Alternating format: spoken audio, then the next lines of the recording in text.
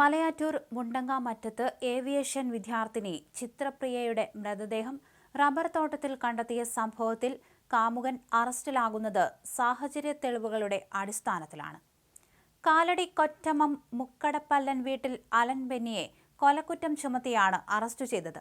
ഇയാളെ ഇന്നലെ രാത്രി പെരുമ്പാവൂർ ജുഡീഷ്യൽ ഫസ്റ്റ് ക്ലാസ് മജിസ്ട്രേറ്റിന്റെ വസതിയിൽ ഹാജരാക്കി റിമാൻഡ് ചെയ്തു. ബ്രേക്കപ്പ് പാർട്ടിക്കിടയിലാണ് കൊലയെന്നാണ് സൂചന.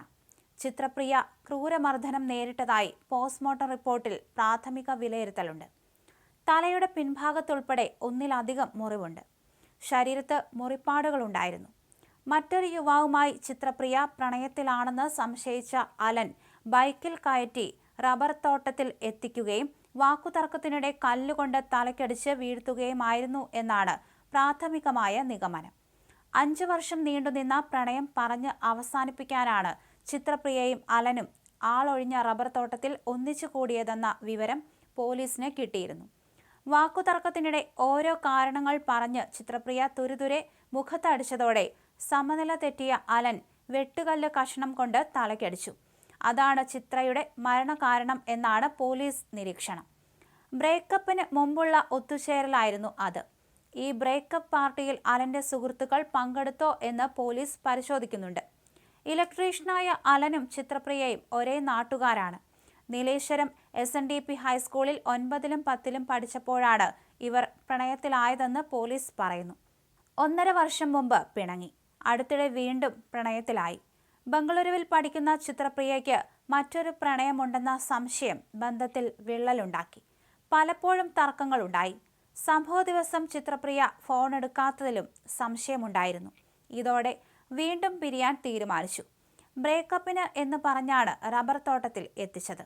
താനുമായി പ്രണയത്തിലായതിനാൽ സുഹൃത്തുക്കൾ വിട്ടുപോയെന്നും ഇതൊക്കെ പറഞ്ഞ് ചിത്രപ്രിയ പലവട്ടം മുഖത്തടിച്ചതിന്റെ ദേഷ്യത്തിനാണ് കല്ലുകൊണ്ട് തലയ്ക്കടിച്ചതെന്നാണ് അലന്റെ മൊഴി.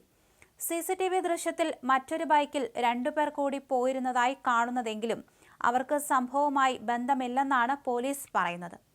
ബ്രേക്കപ്പ് പാർട്ടി ആയതിനാൽ അവരും പങ്കെടുക്കാനുള്ള സാധ്യതയുണ്ട്. ചിത്രപ്രിയയുടെ മൃതദേഹത്തിന് സമീപത്തു നിന്ന് രക്തം പുരണ്ട കല്ല് കണ്ടെത്തി. തലയോട്ടി തകർന്ന് ചോര വാർന്നാണ് ചിത്രപ്രിയ മരിച്ചതെന്നാണ് കരുതുന്നത്. മൃതദേഹം ഇന്നലെ വൈകിട്ട് നീലേശ്വരം ശാന്തിനിലയം ശ്മശാനത്തിൽ സംസ്കരിച്ചു. മുണ്ടങ്ങാമറ്റം തുരുത്തിൽപ്പറമ്പിൽ ഷൈജുവിന്റെയും ഷിനിയുടെയും മകളായ ചിത്രപ്രിയയെ ശനിയാഴ്ച രാത്രിയാണ് കാണാതായത്. പരാതി ലഭിച്ചതിന് പിന്നാലെ ചിത്രപ്രിയയെ മൊത്ത് അലൻ ബൈക്കിൽ പോകുന്നതിന്റെ CCTV ദൃശ്യങ്ങൾ പോലീസ് കണ്ടെടുത്തിരുന്നു. പെൺകുട്ടിയെ മലയാറ്റൂരിലെ നക്ഷത്ര തടാകത്തിന് സമീപം കൊണ്ടുവന്ന് വിട്ടതാണെന്ന് മൊഴി രേഖപ്പെടുത്തി ഞായറാഴ്ച അലനെ വിട്ടയച്ചുവെങ്കിലും പോലീസ് നിരീക്ഷണത്തിലായിരുന്നു ഇയാൾ. മൃതദേഹം കണ്ടെത്തിയതോടെ വീണ്ടും വിളിപ്പിച്ചു. പോലീസിന്റെ ചോദ്യങ്ങൾക്ക് മറുപടി നൽകാൻ തയ്യാറായില്ലെങ്കിലും തെളിവുകൾ നിരത്തിയപ്പോൾ കുറ്റം സമ്മതിച്ചു. വടകരയിൽ താമസിക്കുന്ന വല്യച്ഛന്റെ കൊച്ചുമകളുടെ പിറന്നാൾ ആഘോഷത്തിനായി ഈ മാസം 3-നാണ് ചിത്രപ്രിയ ബംഗളൂരുവിൽ നിന്ന് എത്തിയത്. ശനിയാഴ്ച അയ്യപ്പ സേവാ സംഘം നടത്തിയ അയ്യപ്പൻ വിളക്ക് കാണാൻ മാതാപിതാക്കൾക്കൊപ്പം പോയപ്പോഴാണ് അലനൊപ്പം പിന്നീട് ചിത്ര പോയത്. മാതാവ് ഷിനിയുടെ കാറ്ററിംഗ് ടീമിലുള്ളവർ നടത്തിയ തെരച്ചിലിലാണ് ചൊവ്വാഴ്ച ഉച്ചയ്ക്ക് 2:30-ന് സെബിയൂർ കൂരാപ്പള്ളിക്ക് സമീപത്തെ തോട്ടത്തിൽ മൃതദേഹം കണ്ടെത്തിയത്. പെൺകുട്ടിയുടെ വീട്ടിൽ നിന്ന് 1 കിലോമീറ്റർ അകലെയാണ് മൃതദേഹം കണ്ടെത്തിയത്.